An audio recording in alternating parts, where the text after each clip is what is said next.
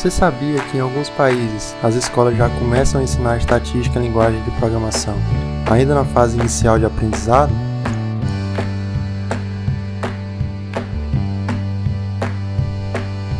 Muitas pessoas têm aversão à estatística e sentem até arrepios.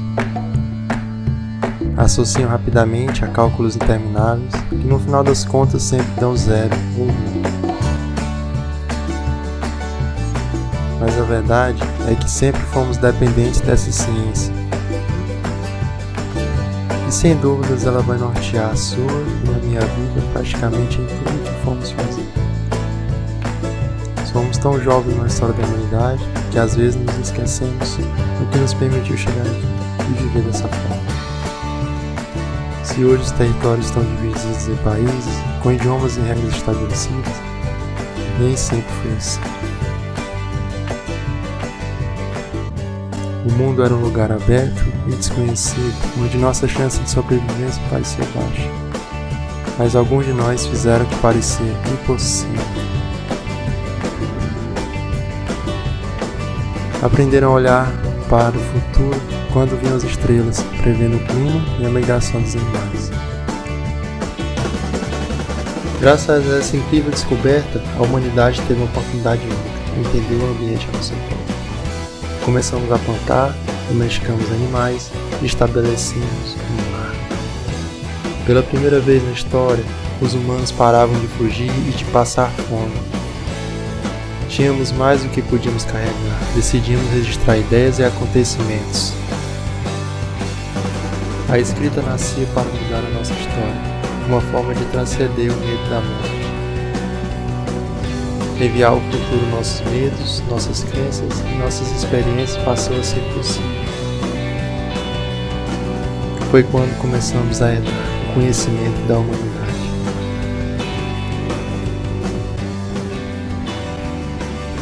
Dentro da infinidade de acontecimentos que colaboraram para isso, a estatística apresenta especial relevância.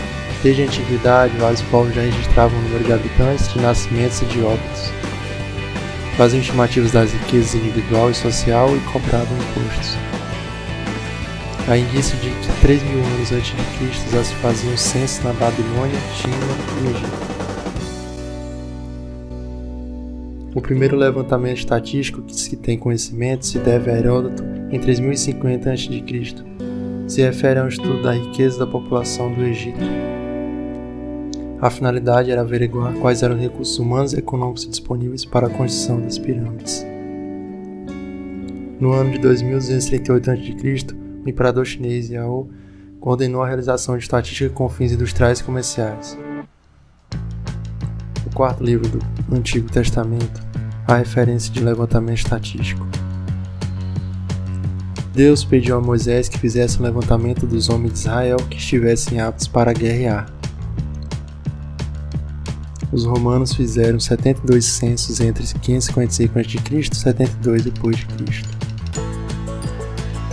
Naquela época, o objetivo do censo era saber o número de pessoas disponíveis para fazer guerra e cobrar impostos. A punição para quem não respondia geralmente era a morte. Com o tempo, a utilização da estatística se expandiu para muito além das suas origens. O estudo e o aperfeiçoamento da estatística foram impulsionados pela atividade contemplativa. Indivíduos e organizações usaram e ainda usam a estatística para compreender dados e tomar decisões bem informadas.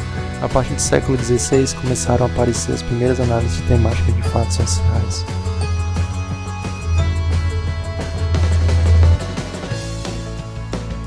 Dados de batizados, casamentos e funerais originaram as primeiras tábuas e tabelas e os primeiros números relativos. Na Inglaterra, no século XVII, já se analisavam dados numéricos referentes à saúde pública, nascimentos, mortes e comércio.